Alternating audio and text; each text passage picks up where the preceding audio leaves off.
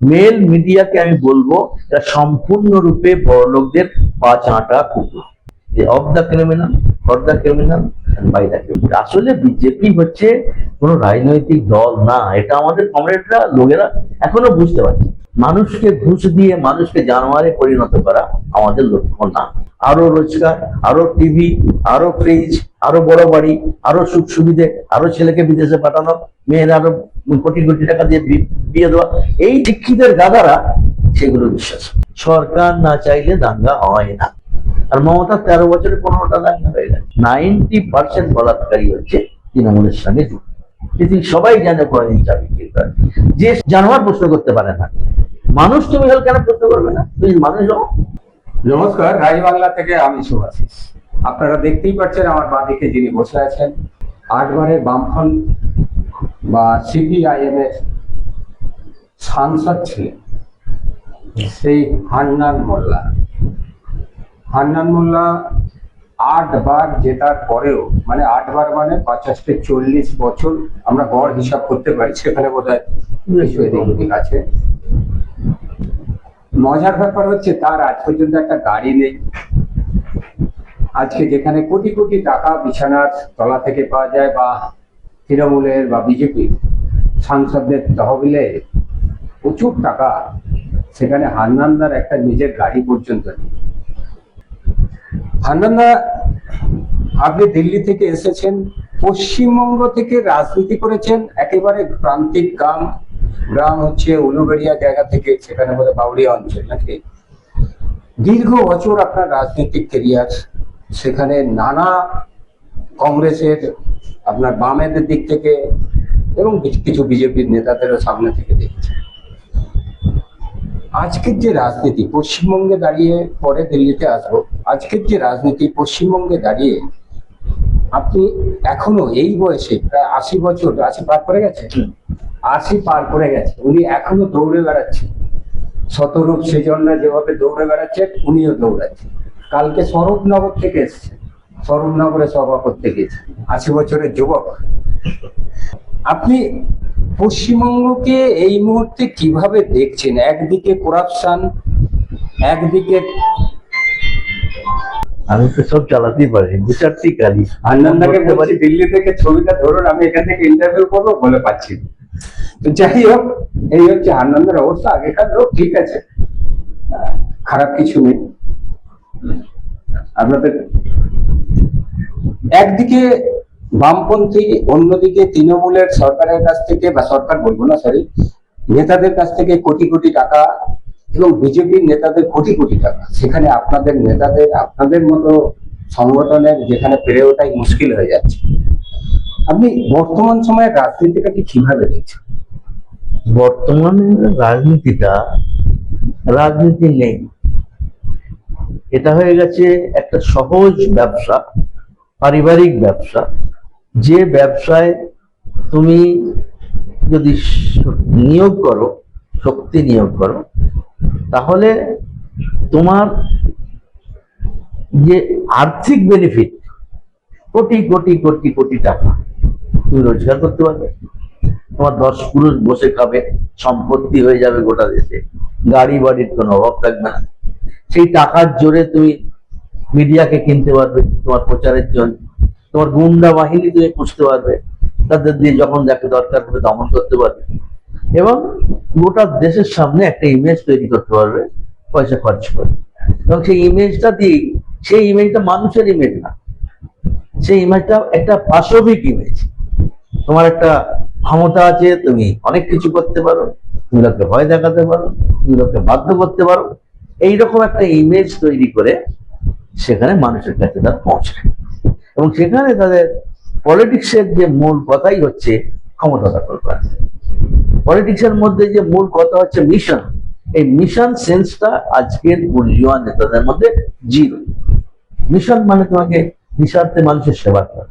Politics হচ্ছে এইরকম জায়গা যেখান থেকে মানুষের সেবা করা যায়, অনেক ক্ষমতা আছে, অনেক সুযোগ আছে যদি করতে চাও। আর লুটেরা হলে তুমি লুট করবে, মিশন না থাকলে। আজকে পলিটিক্যাল লিডারদের মধ্যে কোনো মিশন নেই, কোনো ভিশন নেই, স্রেফ নজর হচ্ছে গিয়ে লুট করার দিকে। আজকে কি এই জন্য সাধারণ মানুষ এই কথাই বলছে যে পলিটিক্যাল লোকেরা নিঃস্বার্থ ভাবে আসেন? সত্যিই কি তাই, নাকি কোথাও কোনো দল আছে? একবারে যা বলেছি তো, বুর্জুয়া পার্টি যারা, আমি বলেছি যে বিজেপি হোক, কংগ্রেস হোক, তৃণমূল হোক, আরো যারা পুঁজিপতি জমিদার বড়লোকদের পার্টি যারা, সেই বুর্জুয়া পার্টিগুলোর মধ্যে প্র্যাকটিক্যালি নীতি নৈতিকতা বলে আর বিশেষ কিছু বেঁচে নেই। তাদের দৃষ্টিভঙ্গিটাই হয়ে গেছে ব্যবসায়ী। পলিটিক্সটা খুব সহজ ব্যবসা, এত সহজে এত অল্প সময় এত সম্পদ সৃষ্টি করা অন্য কোনো ব্যবসায় করা সম্ভব না। তাই এই ধরনের ব্যবসায়িক মন নিয়ে তারা পলিটিক্স করে, কোনো নীতি নিয়ে নয়। এটাই হচ্ছে কি আজকে পলিটিক্সের মানে দুর্দশা। আপনার ইয়ং বয়সের পলিটিক্স এখনকার পলিটিক্সের বেশ কিছু ফারাক আছে। আপনাদের সময় স্টলওয়ার্ডদের নৈতিকতার যুদ্ধ হতো, এখন যখন বক্তৃতা দিতে যান এই মাঠে ময়দানে, কি লক্ষ্য করেন আপনি? আমরা লক্ষ্য করি এখন একটা সেলিব্রিটি তৈরি করার চেষ্টা। সেলিব্রিটি হলে পরেই লোক দৌড়বে। একটা ফিল্ম আর্টিস্ট যদি যায়, এদিকে ফিল্মে নাচছে, হয়তো লোকের মনোরঞ্জন করছে, সেই একটা সেলিব্রিটি গেলে পরেই সব লোক দৌড়বে। কিন্তু যদি একজন সৎ কর্তব্যনিষ্ঠ, যার পেছনে বিশাল ইতিহাস আছে, যার একটা ভিশন আছে যে মানুষের ভালো করতে পারে, দেশের ভালো করতে পারে, এইসব লোকের প্রতি এমনি আকর্ষণ কিছু লোকের আছে, অল্প কিছু। তরুণ প্রজন্মের তো সম্পূর্ণরূপে তার ঝোঁকটাই হচ্ছে গিয়ে সেলিব্রিটির দিকে, চাকচিক্যের দিকে। বিশেষ করে নব উদারবাদী নীতি যখন থেকে দেশে চালু হয়েছে, তখন ভোগবাদ এত তীব্র হয়ে উঠেছে।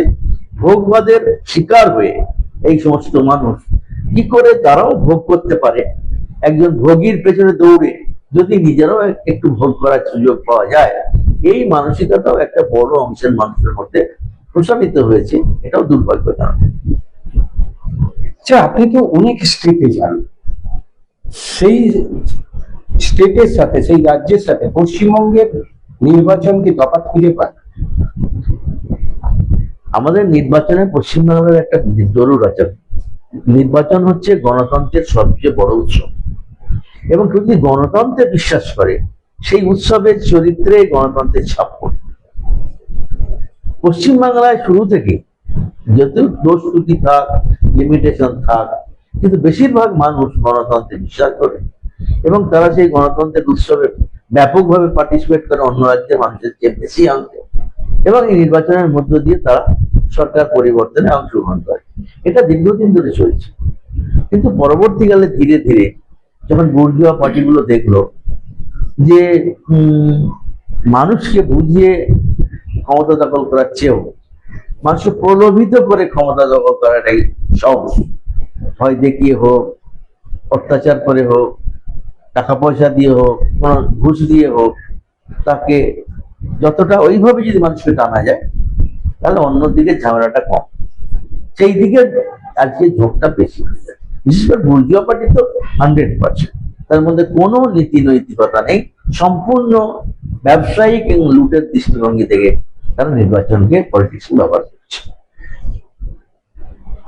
এই বুর্জোয়া পার্টি, আপনি কংগ্রেসের নাম বলছেন, কংগ্রেসের সাথে আবার এই জোটও করেছিলেন, কিন্তু আপনি এই কংগ্রেসের সাথে জোটে বলে আপনার খুব একটা মত ছিল না। নেই নেই, এটা ঠিক না। শোনেন, অবস্থা পরিবর্তন হয়, অবস্থা পরিবর্তন হলে শত্রুর অবস্থানও পরিবর্তন হয়। শত্রুর অবস্থাতে যখন পরিবর্তন হয়, সেই শত্রুর মধ্যেও তুমি একসঙ্গে সব শত্রুর সঙ্গে লড়াই করা পাগলা, বোকা না। তাহলে শত্রুর মধ্যে তোমাকে ডিফারেন্ট করতে হবে। তুমি মূল শত্রুকে টার্গেট করে অন্য শত্রুদের সঙ্গে যদি সাময়িক বোঝাপড়া করে আঘাত করতে পারো, তাহলে বড় শত্রুকে খতম করতে পারলে পরবর্তীকালে ছোট শত্রুদের বিরুদ্ধে লড়া অনেক সহজ হয়। সেই জন্য নির্বাচনে লড়াইয়ে একটা জোট বাঁধার একটা ট্রেন্ড এই জন্যই আছে। এটা হচ্ছে যে যখন আমরা দেখছি আজ ভারতবর্ষে ফ্যাসিবাদ প্রতিষ্ঠিত হয়েছে, ভারতবর্ষে মানবিকতা শেষ হয়ে গেছে, সাম্প্রদায়িকতা রোধ চলছে, একচেটে পুঁজিপতির কন্ট্রোল চলছে, এইরকম একটা অবস্থায় যদি সাম্প্রদায়িকতা বিরোধী, গণতন্ত্র সংবিধানের পক্ষে আছে এমন মানুষ, শ্রমিক কৃষক শ্রেণী সংগ্রাম সে পেছনে আছে, অন্তত সংবিধান মানছে, অন্তত গণতন্ত্র মানতে রাজি আছে, এইটুকু করতে যারা রাজি আছে তাদের সঙ্গে হলো সাময়িক হাত মেলানো উচিত, এর সংবিধানের দুশ্মনদের হারাবার জন্য। আপনি তো ব্যাকরণগত ঠিকই বলছেন, কিন্তু পশ্চিমবঙ্গের ক্ষেত্রে দেখা গেল কংগ্রেসের সাথে জোট হতে বহু মানুষ এটাকে ভালোভাবে নিতে পারে। সেটা কি সাংগঠনিক প্রবলেম নাকি এই সাংগঠনিক প্রবলেম বা মানুষকে বোঝানোর প্রবলেম? মানুষ সোজাসুজি অনেক সময় দেখে। দেখে?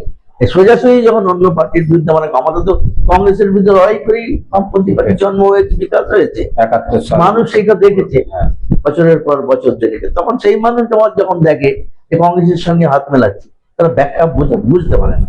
তার মধ্যে মানুষকে আমাদের বোঝাতে ব্যর্থতা আছে যে আজকে এক্ষুনি যদি আমাকে লড়াই করতে হয়, দুজনের সঙ্গে লড়াই করতে গেলে আমি শেষ হয়ে যাবো, তোমার লাভ নেই। তাহলে আমাকে বড় শত্রুকে খতম করার জন্য ছোটর সঙ্গে এক কদম এগিয়ে যেতে হবে একসঙ্গে।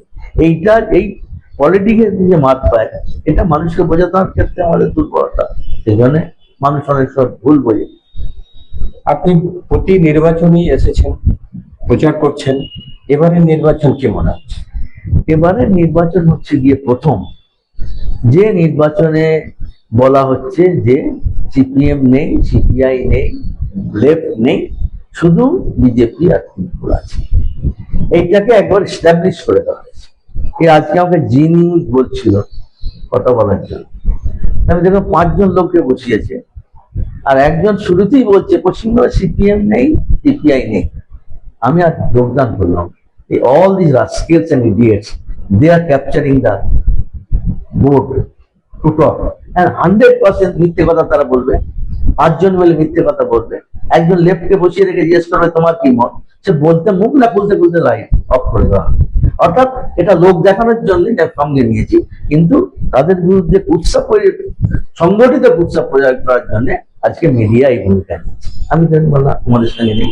আমি এককালে খুবই ছিলাম, এককালে আমি আর ওই সীতারামন অর্থমন্ত্রী, নির্মলা কংগ্রেসের রমেশ, আচ্ছা, এর সময় আমরা এনডিটিভির আমরা মুখ্য ডিবেটার ছিল, যেতাম, আলোচনা হতো, বিষয় নিয়ে আলোচনা হতো, সমস্যা নিয়ে আলোচনা হতো, মানুষের সঙ্গে বিতর্ক করে সঠিক কথা বোঝানোর চেষ্টা করা। কিন্তু আজকাল নেই, সম্পূর্ণ দালালে হয়ে গেছে, এবং তারা দালাল, লম্পট, মিথ্যেবাদী, অজ্ঞাত লোককে বসিয়ে দেয়। তারা শুধু চিৎকার করে, গলার জোরে চিৎকার করে, আর অন্য মতকে চাপিয়ে দেওয়ার চেষ্টা করে। তার মধ্যে কোনো রকম না যুক্তি আছে, না আর্গুমেন্ট আছে, না স্বাধীনতা আছে। সেই জন্য আমি আর এই সমস্ত রাজকালদের সঙ্গে বসি। তাহলে বর্তমান যে মেন মিডিয়া, আমরা যে বলি মেন মিডিয়া, তাদের অভিমুখ একদম 100%। মেল মিডিয়াকে আমি বলবো এরা সম্পূর্ণরূপে বড় লোকদের পা চাঁটা কুকুর, চিনে। কারণ এরা এরা এরা প্রতিশ্রুতিবদ্ধ। কারণ আজকে যেহেতু আদানি, আম্বানি বা একচেটে পুঁজিপতিরা সব কবজা করে নিয়েছে, আর্থিক, সামাজিক, ঐতিহাসিক, তারপরে মিডিয়া তার কবজা করেছে। 7টা হচ্ছে টিভি আম্বানি, 22-23টা হয়ে গেছে আদানি। এরা যারা এই দেশটা লুট করছে, চুরি করছে, অন্যায় করছে, তারাই এই প্রচারের মালিক। এবং এক জমানে আমি দেখেছি গ্রেট এডিটর হতো, বিবেকানন্দ মুখোপাধ্যায়, গ্রেট সব এডিটর হতো, তারা এডিটর লেট নিউজ পেপার। এখন এডিটরদের কোনো ভূমিকা নেই। আজ থেকে বসাচ্ছে, কাল সরিয়ে দিচ্ছে, তুই তো গাড়ি করছে। এখন হচ্ছে ওনার লেট, মালিকের পরিচালিত সংবাদপত্র, এডিটর পরিচালিত সংবিধান নেই। একজনকে নিয়োগ করতে হয়, করে, তার বিশেষ কোনো ভূমিকা। তো এই যে ক্যারেক্টার চেঞ্জ হয়ে গেছে, সেই জন্য আজকে মিডিয়া সেখানে কোনো যুক্তি, মানবিকতা, সততা, মূল্যবোধ, মিশন, এই আইডিয়াগুলো সম্পূর্ণ ডিসঅ্যাপিয়ার করে গেছে। সেখানে ব্যবসা, লুট, অন্যায়, ধর্ষণ, গুন্ডামি, খুন, খারাপি, বদনাম, এইগুলো হয়ে গেছে জন্ম। যার জন্য আজকে মিডিয়া সম্পূর্ণ, বিশেষ করে মেন স্ট্রিম মিডিয়া, আমি বলেছি সম্পূর্ণরূপে তারা কর্পোরেটের দালাল। তারা বিজ্ঞাপন পায়, তারা টাকা পয়সা পায়, ছুটির সময় বিদেশে বেড়াতে যেতে পারে।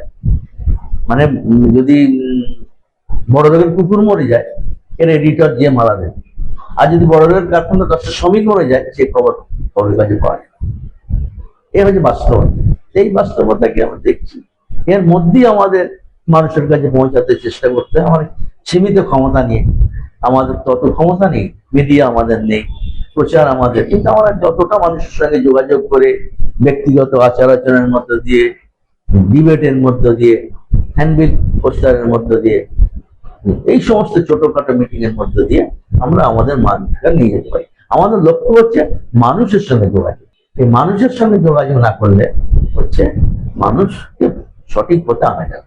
তারা বিভ্রান্ত হচ্ছে প্রতি মুহূর্তে, প্রতিদিন যদি তার বিভ্রান্তি তুমি কাটাতে না পারো, সে আবার নতুন বিভ্রান্তি শিকার হবে। সেই জন্য বিভ্রান্তিকে কাটাবার জন্য মানুষের সঙ্গে দৈনন্দিন যোগাযোগ, বৈজ্ঞানিক চিন্তা চেতনা নিয়ে তার সঙ্গে কথাবার্তা বলা, তার সঙ্গে তথ্যগুলো তুলে ধরা, এইটা হচ্ছে আমাদের পার্টির কর্মীদের কর্তব্য। এখানে আমাদের এখন দুর্বলতা। বর্তমান সময়ের যিনি মুখ্যমন্ত্রী মমতা ব্যানার্জিকে আপনি কিভাবে দেখেন? আমি কিভাবে দেখবো? আমি যখন গভর্নমেন্ট হয়েছিল, আমি কোট করেছিল সবাই, আমি বলছি নাম এই গভর্নমেন্ট, এই যে government of the criminal, for the criminal and by the criminal. Lincoln বলেছিল of the people, for the people, by the people. But in বেঙ্গলে যখন মমতা এলাকায় বলেছিল যে of the criminal, for the criminal and by the criminal. অপরাধীদের দ্বারা, অপরাধীদের জন্য, অপরাধীদের সরকার। আমি যদি এটা আজ সত্য প্রমাণিত হয়েছে। আমি যখন 15 বছর আগে বলেছিলাম তখন এটা একটা বাক্য ছিল, এখন এটা বাস্তব। সমস্ত ক্রিমিনাল বলতে মমতা বলেছিল আমি গুন্ডা পুষি, এখন পোষে না, এখন গুন্ডারাই ওর দলকে নিয়ন্ত্রণ করে। সমস্ত ক্রিমিনাল, মন্ত্রী থেকে, নেতা থেকে, ছোট বড় নেতা থেকে, সাপোর্টার থেকে, সমস্ত ক্রিমিনাল তার চারপাশে জমায়েত রয়েছে।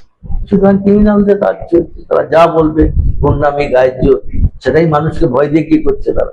আচ্ছা, পাবলিক বলছে আপনারা সেভাবে উন্নতি করেননি, মানুষের হাতে টাকা দেননি, নানা রকম আছে স্বাস্থ্য সাথী, কি সাথী, কন্যাশ্রী, অমুক শ্রী তমুক শ্রী, অনেকগুলো শ্রী আছে। আপনারা এভাবে মানুষের পাশে, আমরা এই বিশ্রী পথে গ্রহণ করি। মানুষকে ঘুষ দিয়ে মানুষকে জানোয়ারে পরিণত করা আমাদের লক্ষ্য না। বিশ্ব ব্যাংক থেকে এই ফর্মুলা দেওয়া হয়, কিন্তু এখানে না।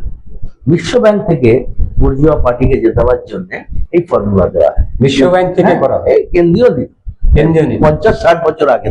আচ্ছা, তারা করে পার্টিদের এই হেদায়ত দেয় যে তোমরা এত খাটাখাটির দরকার নেই, তোমরা মানুষকে ঘুষ দিয়ে কেনার চেষ্টা করো। আপনি একটু আগে যেটা বলছিলেন, কিছু পয়সা তো বেনিফিট দিয়ে ডাইরেক্ট। এটা গোটা পৃথিবীর বিভিন্ন দেশে বুর্জুয়া পার্টি করছে। এখন নির্বাচনী ইশতেহারে প্রতিশ্রুতি দেওয়া আর ক্যাশ বিলি করার মধ্যে আকাশ পাতাল তফাৎ হয়। একটা সরকার দেওয়ার জন্য যেমন প্রতিশ্রুতি দেয়, যেমন রাস্তাঘাট করবো, স্কুল করবো, কলেজ করবো, মানুষের মঙ্গল করবো, মানুষের অন্যায়ের বিরুদ্ধে লড়বে, আইন শৃঙ্খলাকে রক্ষা করবো, এই কথা বলে যায়। এইগুলোই তার কাজ। তার কাজ টাকা পয়সা বিলি করা না, জিনিসপত্র বিলি করা না। কিন্তু আজকে ওইটাই মুখ্য হতে থাকে। এখন সবাই ভাবছে, এরা জানে যে মানুষ যদি মানুষ হয়, সে মাথা উঁচু করে দাঁড়াবে, সে প্রশ্ন করবে, সে অন্যায় হলে তার বিরুদ্ধে না। আর মানুষ যদি ভিখিরি হয়ে যায়, ভিখিরির তখন আত্মসম্মান থাকে, ভিখিরি হাত পাততে যান, হাত উল্টাতে যান। একবার তাদের মধ্যে যদি ভিখিরির চরিত্রটা স্টাবলিশ করে দেওয়া যায়, সে শুধু চাইবে আমার হাতে কে দেবে, যে তার হাতে বেচ্ছাপ করবে সেই বেচ্ছাপের মাধ্যমে। এই চরিত্র বদলে দেওয়া, এটা হচ্ছে বিশ্ব ব্যাংকের ফর্মুলা। মানুষকে ভিখিরিতে পরিণত করো, তার তখন চিন্তা চেতনা সবকিছু ওই ভিক্ষে সীমিত হয়ে যাবে। তার বৃদ্ধি বুদ্ধি, প্রশ্ন করার ক্ষমতা, বিচার বিজ্ঞান সব খতম হয়ে যাবে।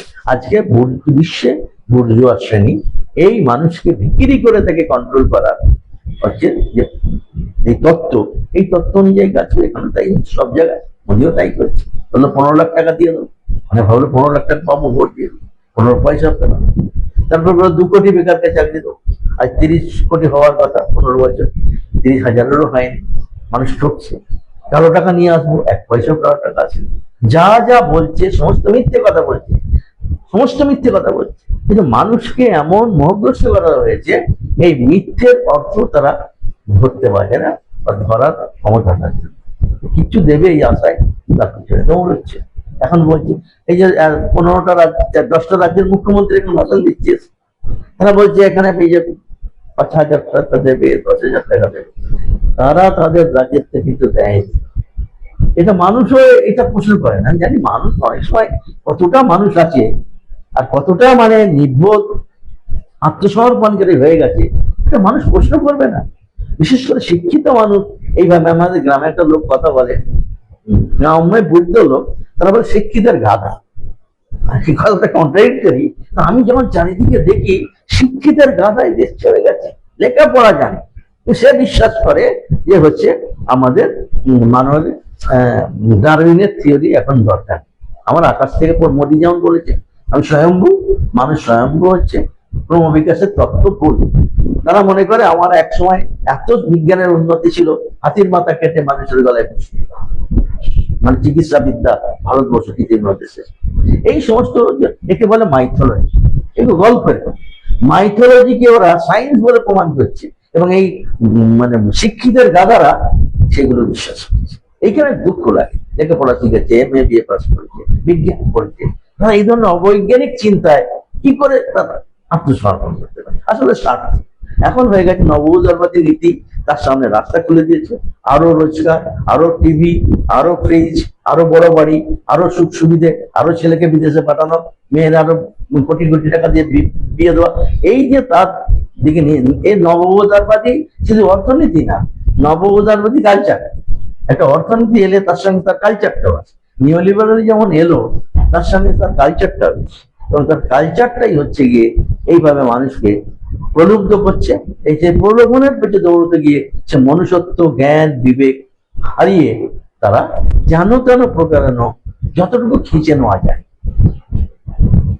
পলিটিশিয়ানরা চেষ্টা করছে কতটা খিঁচে নেওয়া যায়, এবং মানুষের একটা অংশ চেষ্টা করছে এই সরকারকে ব্যবহার করে কতটুকু খিঁচে নেওয়া যায়।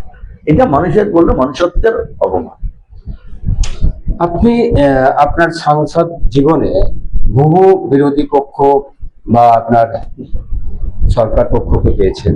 আপনি তো ম্যাক্সিমাম বিরোধী থেকেছেন দু একবার।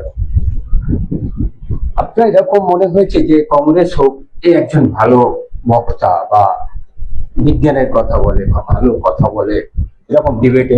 হ্যাঁ, বুর্জুয়াদের মতো একদম সব তো অমানুষ হয়ে যায়, কিন্তু তারা পড়াশোনা করে, তারা আর্গুমেন্ট দিতে পারে, বক্তৃতা করতে পারে, কিন্তু দলের যে নীতি, অর্থ উপার্জনের নীতি, লুটের নীতি, এই নীতির সঙ্গে লড়ার ক্ষমতা তাদের নেই। তাদের যেটুকু বিবেক আছে সেইটুকু দিয়ে তারা বলে, সমর্থন করার চেষ্টা করে, কিছু কিছু মানুষের কথাও বলে, কিন্তু তারা অত্যন্ত মাইনরিটি। তাদের ক্ষমতাও প্রশাসনিক ক্ষমতা, রাষ্ট্রীয় ক্ষমতার ক্ষেত্রে তারা কর্তৃত্ব করে। তার আছে শুধু নেই কংগ্রেসের দিকে হ্যাঁ, কংগ্রেসের মধ্যে আছে, অনেক আছে যারা ভালো পড়াশোনা করে, বলে, পড়তে পারে।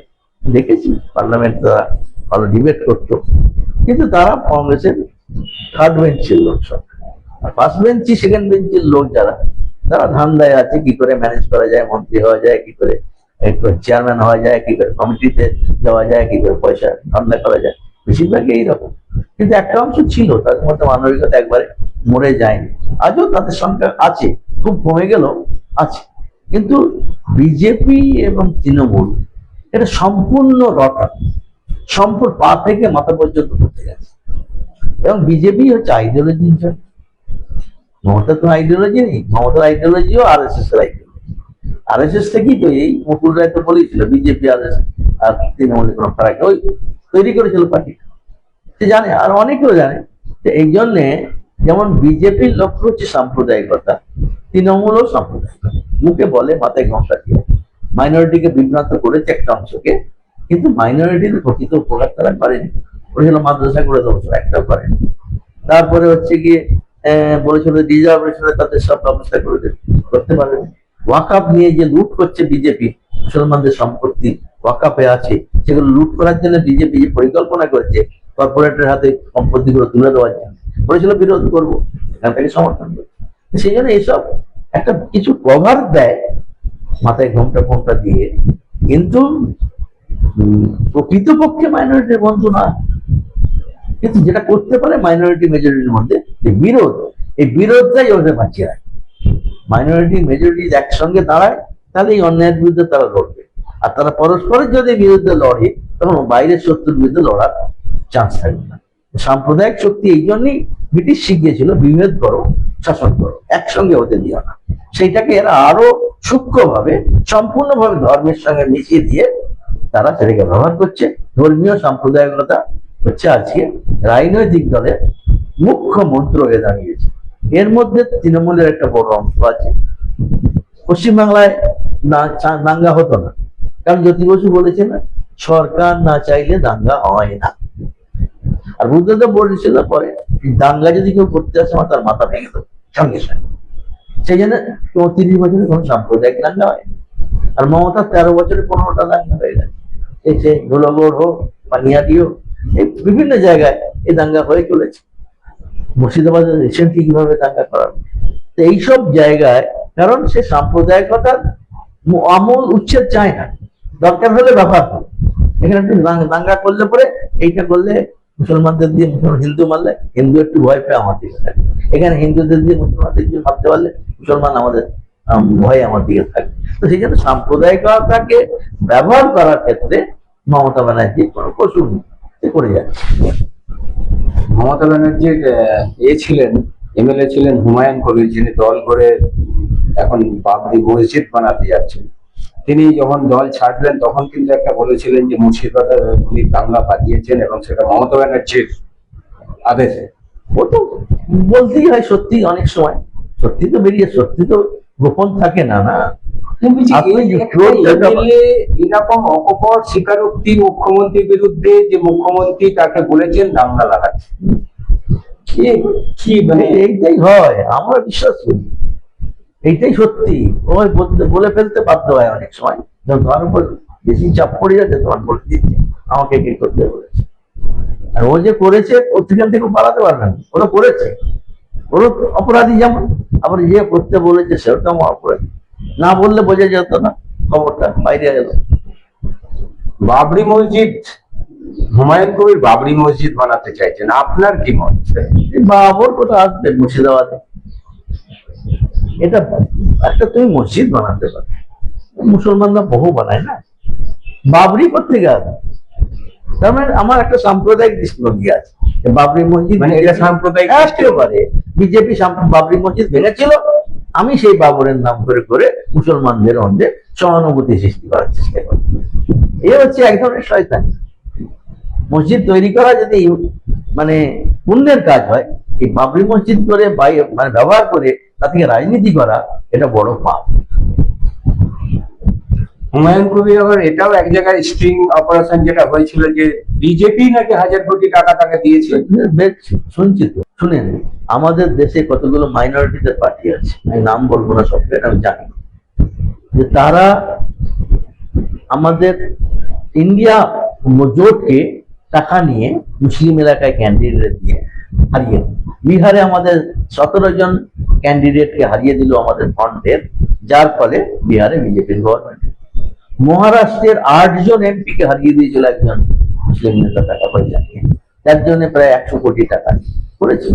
তো এই যে বিজেপির একটা কৌশলই হচ্ছে যে টাকা পয়সা দিয়ে যদি মাইনরিটির একটা ক্যান্ডিডেট দাঁড়িয়ে করে দেওয়া হয়, তাহলে 2000 কোটি দিন, সেখানে টাকা দিয়ে যদি ক্যান্ডিডেটকে 5000 কাটিয়ে দেওয়া যায়, তাহলে সেই মসজিদটা শিওর। এসব ক্যালকুলেশন করে বিজেপি টাকা পয়সা দিচ্ছে, এটাও দিয়েছে, ভবিষ্যৎ দেবে। ওদের তো টাকার অভাব নেই, টাকাই ওদের হচ্ছে কোটি কোটি টাকা দিয়ে ওরা ক্ষমতা লাভ করছে। পশ্চিমবঙ্গে মমতার প্রতি যেমন মানুষের অসহিষ্ণুতা এসেছে, ঠিক অপোজিট পার্টে তারা একটা কাউকে খুঁজছে, যেখানে বামপন্থীদের সেভাবে এখনো ভরসা করতে পারছে না বলেই। সময় লাগবে, একবার ভরসা কেটে গেলে। কিন্তু সেটা কি বিজেপির দিকে যেতেই পারে সাময়িকভাবে, কিছুটা। মানুষ যখন দিশাহার হয়ে খোঁজে, তখন বুদ্ধি দিয়ে খোঁজে না, তো আবেগ দিয়ে যাকে সামনে পায় জড়িয়ে থাকে, এরকম হতে পারে কি? সেই জন্য বলছি, এখানে সমস্ত যে কিছু লোক যেতে পারে না তা না, কিন্তু আমরা যেটা বলছি, 15 বছর ধরে সিপিএম কে যেভাবে খতম করার চেষ্টা মমতা ব্যানার্জি করেছিল, 10 বছর প্রায় খতম করিয়ে দিয়েছে। 800-900 আমাদের নেতা কোন হলো, তৃণমূল বিজেপির নেতা না, রাস্তায় গুন্ডা এনেই তাকে গলায় মালা দিয়ে নেতা বানিয়ে যায়। আমাদের একটা নেতা হলে 20 বছর লাগে, পড়াশোনা করতে হয়, আন্দোলন করতে হয়, পরীক্ষার মধ্যে দিয়ে নেতা হয়। এইরকম পরীক্ষিত নেতা 800 কে খুন করিয়েছিল মমতা ব্যানার্জি। 1 লক্ষ আমাদের নেতাদের বিরুদ্ধে মিথ্যে মামলা, রোজ এখন তাদের কোর্টে যেতে, পয়সা খরচা করতে, সময় ব্যয় করতে হয়, যাতে আমাদের পেরেশান করে। তারপরে হচ্ছে গিয়ে যে কত আমাদের লোকের সম্পত্তি কেড়ে নেওয়া হলো, পুকুরে বিষ দেওয়া হলো, মাছ মেরে দেওয়া, বাগান কেটে দেওয়া, এত অত্যাচার তারা করেছে। তার ফলে সন্ত্রাস সৃষ্টি হয়েছে। প্রতি গ্রামে গ্রামে তারা গুন্ডা বাহিনী, ও বলেছিল আমি গুন্ডা পুষি, সেই গুন্ডাকে কেমন করে সংগঠিত করতে হয় সেটা। এবং আজকে দেখবেন ক্লাব গুলো হয়েছে গুন্ডাদের আড্ডা, এক একটা ক্লাব 40, 50, 60টা সন্ধ্যাগন্ধা থাকে, এবং তারা তাদেরকে 1 লক্ষ 1.5 লক্ষ করে টাকা দিচ্ছে। পুজো করো, মদ খাও, মস্তানি করো, বলাৎকার করো, কিন্তু ভোটের সময় আমার সঙ্গে থাকবে, আর বিরোধী কি কেউ এলে পরে তার মাথায় রাখে। এই আন্ডারস্ট্যান্ডিং গ্রামে গ্রামে এই ক্লাবগুলোতে গুন্ডাদের সংগঠিত করা হয়েছে, তাদেরকে প্রলোভিত করা হয়েছে। তারপরে যে রেপ হচ্ছে পশ্চিমবাংলা এখন হচ্ছে তো বলাৎকারের রাজ্য। প্রতিদিন খবরের কাজ খুললে দেখবেন একজন একজন মহিলার ইজ্জত নষ্ট হয়েছে, এবং তার 90%, আমি বলছি চ্যালেঞ্জ করে, 90% বলাৎকারী হচ্ছে তৃণমূলের সঙ্গে যুক্ত। যদি একজন বলাৎকারীকে ধরে ফাঁসি দিতে মমতা ব্যানার্জি, তাহলে অন্যরা সাহস করতে হবে। যখন বলাৎকারীদের বলছে ছোট্ট ছেলেরা ভুল করে ফেলেছে, 20,000 টাকা দিয়ে মেকআপ করে দেবো, তখন বলছে দিদি আমাদের সঙ্গে আছে, বলাৎকার ফ্রি। সেই জন্য আজকে বলাৎকারীদের অবাধ রাজত্ব। বিজেপির তো রমরমা, 100 নেতার নাম বলতে পারি যারা মন্ত্রী হয়েছে, রাজ্যের মন্ত্রী, কেন্দ্রের মন্ত্রী, রাজ্যের সভাপতি, কেন্দ্রের সভাপতি, অল ইন্ডিয়া লিডার, আমরা 100 জনের নাম করতে পারি যারা হচ্ছে বলাৎকারী। কি বলছেন? পশ্চিমবঙ্গে এসে বলছে মহিলাদের সুরক্ষা দেবেন, চাকরি দেবেন, মেন প্রতিশ্রুতি আছে তাদের। ওই তো 4টা রাজ্যে, 15টা রাজ্যে আছে, সেখানে কেন নেয়? মানা করেছি ওখানে দিতে। তুমি তোমার নিজের ধর্ম আচরণ করে তো অপরকে শেখাবে। আর তোমার 15টা রাজ্য আছে, সেখানে তুমি কত মানুষকে এই টাকা দিয়েছো, কত মানুষকে চাকরি দিয়েছো, তো তোমার কাজের দ্বারা তোমাকে বিচার করে। এখানে সে গোল মারছো, আর তোমার রাজ্য যেখানে আছে সেখানে করছে লোক।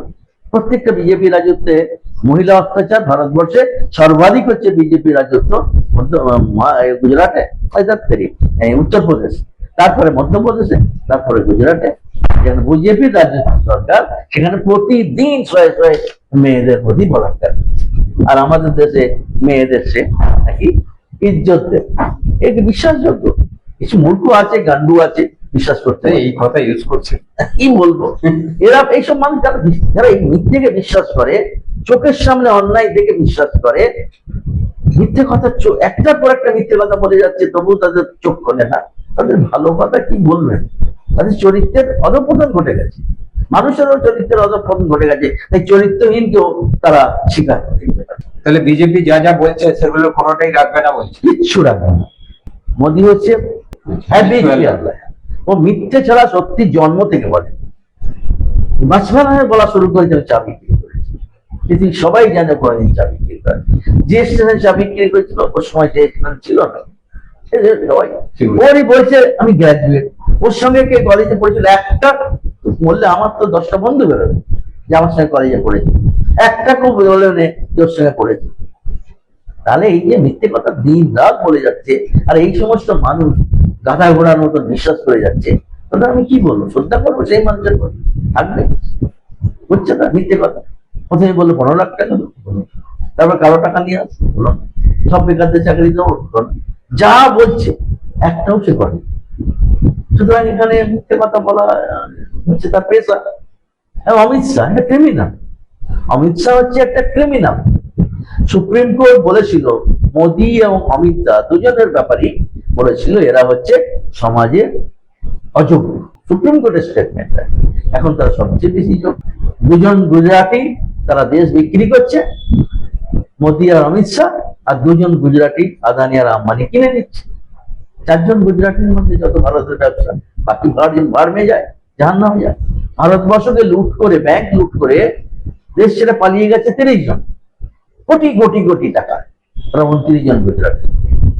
আচ্ছা ঠিক আছে, কেন তাদের নানা হচ্ছে? এই প্রশ্নগুলো করবে না? আপনি যে প্রশ্ন ওখানে মানুষ, জানোয়ার প্রশ্ন করতে পারে না। মানুষ তুমি হল কেন প্রশ্ন করবে না? তুমি মানুষ হও, প্রশ্ন করার অধিকার। প্রশ্ন করলে গলা টিপে দেবে, এটা কেটে দেবে, ওটা কেটে দেবে, সুযোগ সুবিধা দেবে না। তাহলে আজকে সেই জন্য মানুষের মধ্যে থেকে মনুষ্যত্বকে শেষ করে দেওয়া হচ্ছে। চেহারায় মানুষ হলে মানুষ থাকে না, তার মনুষ্যত্ব যদি না থাকে, চেহারায় পা থাকলে যে মানুষ হয় না। আজকে সেই মনুষ্যত্বহীন মানুষের সংখ্যা বাড়াবার চেষ্টা হচ্ছে পরিকল্পনা, ধর্মের আবরণে, রাজনীতির আবরণে, মিথ্যে প্রচারের আবরণে, এগুলো করার চেষ্টা করছে। এর ফায়দা ওরা নিচ্ছে, মানুষকে অমানুষ তৈরি করে দিয়ে, ভুল বুঝিয়ে। একটা কাজ না করে সেই কথা এখানে যেমন বলছে, মানুষ বলবে তোমার রাজ্যে কেন করনি? তাহলে কে মানা করেছিল? ওটা করে তারপরে বলো আমরা এখানে করেছি, আমরা এখানেও করবো। দিল্লি সরকার 2 বছর হলো, ওখানে বলেছে মহিলাদের 3,000 টাকা, 3 বছর হয়ে গেল। ওখানেও বলেছিল দিল্লিতে হ্যাঁ, একদম প্রতিশ্রুতি। 3 বছর হয়ে গেছে, দেয়নি। নির্বাচন ইশতেহারে নেই, এখনো দেয় না অন্য কোনো রাজ্যে নেয়, অন্য কোনো রাজ্যে। কোনো রাজ্যে নেয়। তাহলে এখানে এত অত আগ্রহ কেন? মমতা একটা দিয়ে কিছু লোককে করেছে, তার চেয়ে কিছু বেশি দিয়ে যদি কেনা যায়, দরকার বেশি করে। সেই জন্য বলছি যে আসলে বিজেপি হচ্ছে কোন রাজনৈতিক দল না, এটা আমাদের কমরেডরা লোকেরা এখনো বুঝতে পারছে।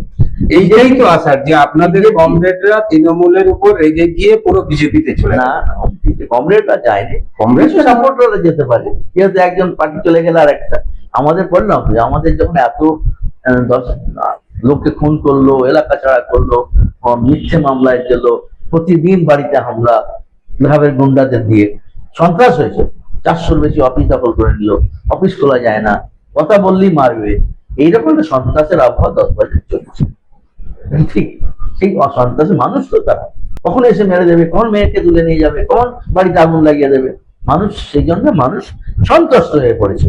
এই সন্ত্রাসের দিনটা এখন কমেছে। আমি এখন বললি যে আমাদের এখন অবস্থাটা কি, আমি বলছি যে আমাদের অবস্থা হচ্ছে আমাদের খারাপ দিনটা গেছে, ভালো দিন এখনো আসেনি, আমরা এইখানে আছি।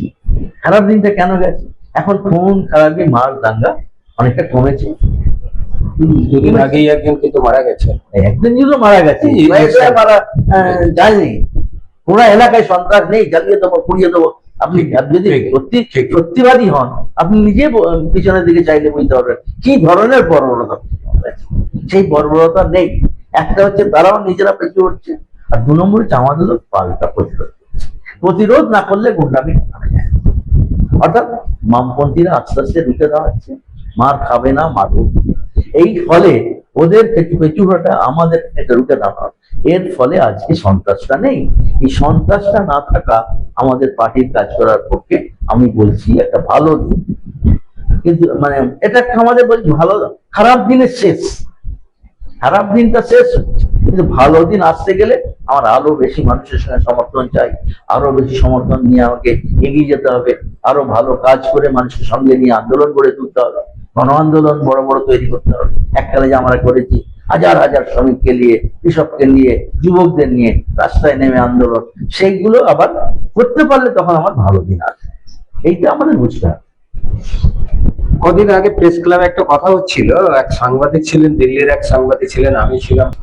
বর্তমানে আপনি যেভাবে এই কৃষিদের সাথে নিয়ে আন্দোলন করলেন, বিশ্বব্যাপী বিখ্যাত আন্দোলন, পশ্চিমবঙ্গের ক্ষেত্রে যে পশ্চিমবঙ্গ বারে বারে পথ দেখিয়েছে, ইংরেজ আমলে পথ দেখিয়েছে, সেই পশ্চিমবঙ্গের এই দৈন্যদশা কেন? দৈন্যদশা বললাম, গণতান্ত্রিক আন্দোলন তো বিশেষ করে যেখানে আমাদের দেশে ফ্যাসিস্ট সরকার এলো, তখন একটা ছিল না, তখন তার বিরুদ্ধে এক ধরনের আন্দোলন করে উঠেছিল। কিন্তু আজকে যখন একটা আন্দোলন সরকারের পতনের পর পাওয়া যাচ্ছে না, সরকারের পতনের পর একটা চরম হতাশা, ভাবলো আমাদের সব চলে গেছে। আমি সরকারেও যাচ্ছি না না, ওই সময় সরকারের আগে থেকেও সরকারের আগে থেকে সরকার আমাদের দাবি মেনে কাজ করতে, আমার জমি দিতে বলেছি দিয়েছে, ঋণ দিতে বলেছি দিয়েছে, আমরা যে দাবি করেছি সেগুলো সরকার মেনেছে।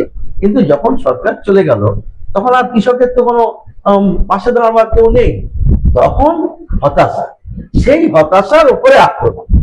একটা হতাশ লোককে উপর মারে যদি, সে অনেক বেশি ভয় পায়। সাহসী লোককে মারলে সে পাল্টা মেরে, আর হতাশ চরম হতাশ মানুষকে মারলে সে শুয়ে পড়বে। তো একটা চরম হতাশার মুখে যখন সন্ত্রাস এলো, এবং আমি বললাম যে 800 নেতা খুন করলে কোনো পার্টির একটা অস্তিত্ব থাকবে না। কোনো 800 নেতা যদি আমরা তৃণমূলের খুন করি, তৃণমূলের নামটা আকাশে হাওয়ায় উড়ে যাবে। 800 নেতা খুন হওয়ার পরেও সেই পার্টি আছে, বেঁচে আছে, শেষ হয়ে যায়নি। তারা বিশ্বাসের জন্য পার্টি করে, তারা ধান্দার জন্য পার্টি করে না। আমি বলেছি, আপনি বললেন তোমার গাড়ি নেই, গাড়ি করার জন্য আমি পার্টি করতে আসি, আমি জনগণের আন্দোলন করার জন্য পার্টি পেয়েছি। আমি একটা বিশ্বাসের জন্য, আমার কাছে আন্দোলন পার্টিতে যাওয়া আমার একটা মিশন। আমি এই মিশন আছে, গরিবের পক্ষে দাঁড়াবো, অন্যায়ের বিরুদ্ধে দাঁড়াবো, লড়াইকে সংগঠিত করবো, মানুষকে একজোট করে অন্যায়ের বিরুদ্ধে প্রতিরোধ করে তুলবো, এটা আমার মিশন। আন্দোলন আবার দাঁড়াচ্ছে, আবার প্রতিরোধ আমরা শুরু করেছি।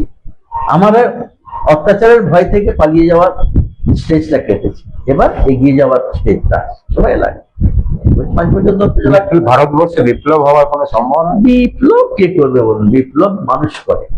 আমরা এই নেতারা যা বিপ্লব করে না, নেপালে কি মেরে তাড়িয়ে দিল, যখন দেখছে সরকার অন্যায় করছে, বদলানো যাচ্ছে না, তখন মেরে তাড়িয়ে দিল। শ্রীলঙ্কায় কি করলো? একই জিনিস, মেরে তাড়িয়ে দিল। বাংলাদেশে কি করলো? মেরে তাড়িয়ে দিল। এই এত অত্যাচার হচ্ছে, মানুষ তো একদিন না একদিন মানুষের সহ্যের সীমা ভাঙবেই। মানুষ অনন্তকাল গোলামি করতে পারে, সুতরাং একদিন না একদিন বিদ্রোহ করবে। তো মানুষ করবে, আমরা সাহায্য করবো, সঙ্গে থাকবো। কেরালায় বারবার সরকার চেঞ্জ হয়, এবারে কি বলছে? কেরালার একটা মানুষের একটা আলাদা মানসিকতা ছিল 50 বছর ধরে। ওরা বলতো মানুষ যে 5 বছর থাকলে পরে কাজ করে, তার মধ্যে কিছু খারাপ লোক জন্মে যায়, হেরে গেলে পরে 5 বছর সে খারাপ লোক চলে যাবে, আবার যারা আসবে করবে, আবার 5 বছর পর ওরা যখন আসবে অনেক খারাপ লোক কমে যাবে, আবার ভালো লোক নিয়ে আসবে। এই জন্য কেরালা বলতো 5 বছরের বেশি আগে। এটা কেরালার মানুষের মানসিকতা, সঠিক সঠিক চিন্তা। কিন্তু গতবারে প্রথম হওয়ার দ্বিতীয়বার 100 বছরের ইতিহাস, নাম্বুদিরবাদের পর 57 পর আমরা প্রথম দ্বিতীয়বার জিতে আমরা দেখলাম যে কেরালায় যে ভয়াবহ প্রাকৃতিক দুর্যোগ হয়েছিল, পৃথিবীতে এমন দুর্যোগ কমই হয়েছে, এবং সেই দুর্যোগ থেকে কেরালার মানুষকে যেভাবে মুক্ত করেছে তার কোনো তুলনা পৃথিবী, আপনি গেলেই দেখতে পাবেন, আমার কথা বিশ্বাস করা দরকার। তারপরে হচ্ছে গিয়ে ওখানে কোভিড হলো, পৃথিবীর মধ্যে সবচেয়ে ভালো কোভিডের সেবা কেরালা। এতো কেরালার মন্ত্রীকে বিশ্ব থেকে স্বাস্থ্য কেন্দ্র থেকে সম্মান করলো, কেরালা বেস্ট সার্ভিস দিয়েছে কোভিড থেকে বাঁচতে। এই সমস্ত এমন কতগুলো কাজ করেছে আমরা দেখেছি যে সেকেন্ড গভর্নমেন্টের পারফরমেন্স অনেক ভালো। সেই জন্যই আমরা দেখেছি সেই পারফরমেন্সে যদি ভোট দেয় তাহলে থার্ডকে দেয়, আর কেরালার মানসিকতায় যদি ভোট দেয় হারায়। আমার কাছে তাই খবর, যদিও আমি এখানে বসে আছি, কিন্তু যতটুকু খবর পাচ্ছি একটা এরকমই আসছে, এবারেও চেঞ্জ হওয়ার চান্স খুব কম, যে যেটা কেরালায় হয় না সাধারণত। মানে এটা যদি হয় তো ইতিহাস হয়ে যাবে। হান্নানদা আজকে মতো এখানেই আপনাকে ছাড়ি। হান্নানদা, অনেক অনেক ধন্যবাদ আপনাকে।